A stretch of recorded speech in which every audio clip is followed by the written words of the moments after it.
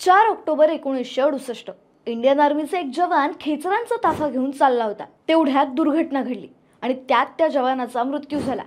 Indian आर्मीने या जवानाला शोधण्याचा खूप प्रयत्न केला, पण तो काही सापडलाच नाही। पण नंतर अशा घटना घडल्या की इंडियन आर्मीने या जवानाचं मंदिरच बांधलं आणि असं म्हटलं जाऊ लागलं की हा जवान मेल्यानंतर सुद्धा सीमेवर पहारा देतोय आणि भारताचं रक्षण करतोय।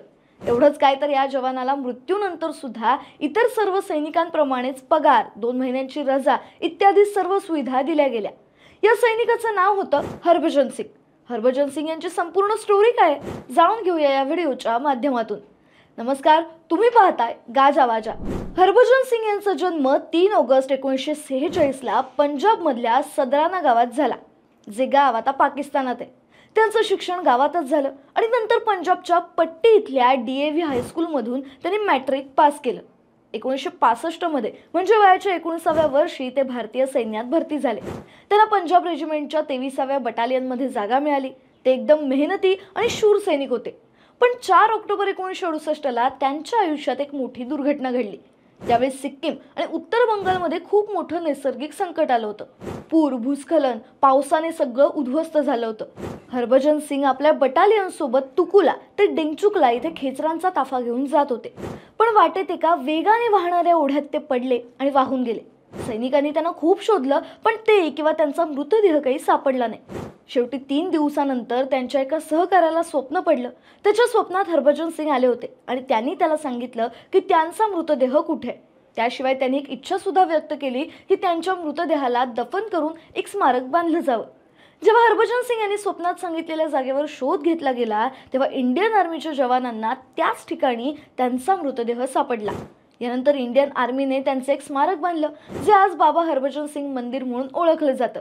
हे मंदिर नाथुला आणि जेलेपला पासच्या मध्ये 13,000 फूट उंचीवर आहे। पण खरी अजब गोष्ट ही नाहीये।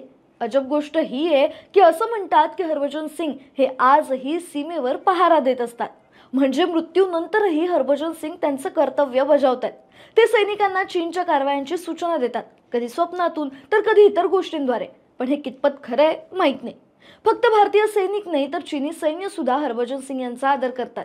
जेव्हा जेव्हा भारत आणि चीनमध्ये नाथुला इथे ध्वज बैठक होते, तेव्हा चीनी सैन्य बाबा हरभजनसाठी एक वेगळी खुर्ची देखील ठेवतात। त्यांच्या स्मारकात 3 खोल्या आहेत। मधली खोली म्हणजे पूजेची जागा, जिथे हरभजन सिंग यांचा मोठा फोटो आहे। सोबत हिंदू देवता आणि शीख गुरूंचे सुद्धा फोटो आहेत। उजव्या बाजूला त्यांची खासगी खोली आहे, तिथे त्यांचा गणवेश, बूट, बेड सगळं नीट ठेवलंय। हरभजन यांना त्यांच्या मृत्यूनंतरही सैन्यातून काढलं गेलं नाही। त्यांना मानद कॅप्टनचा दर्जा देण्यात आला। त्यांचा पगार त्यांच्या आईला पाठवला जायचा। दरवर्षी 2 महिन्यांसाठी त्यांना सुट्टी दिली जायची। 11 सप्टेंबरला त्यांचं सामान एका जीपमधून न्यू जलपाईगुडी स्टेशनवर नेऊन ट्रेनने त्यांच्या गावी पाठवलं जायचं।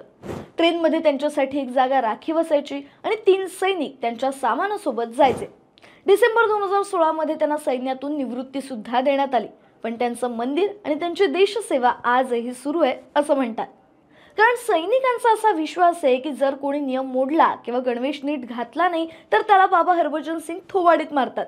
असंही म्हटलं जातं की हरभजन सिंग यांचे रात्री बूट खराब झालेले असतात आणि बेडची चादरही थोडी विस्कटलेली असते, जणू ते खरंच रात्री पहारा देऊन परत येतात। हा सगळा अंधविश्वास वाटेल, पण सैनिकांसाठी बाबा हरभजन सिंग म्हणजे त्यांचे रक्षकच आहेत। अशाच इंटरेस्टिंग गोष्टी जाणून घेण्यासाठी गाजावाजाला लाईक, शेअर, फॉलो आणि सबस्क्राईब करायला विसरू नका।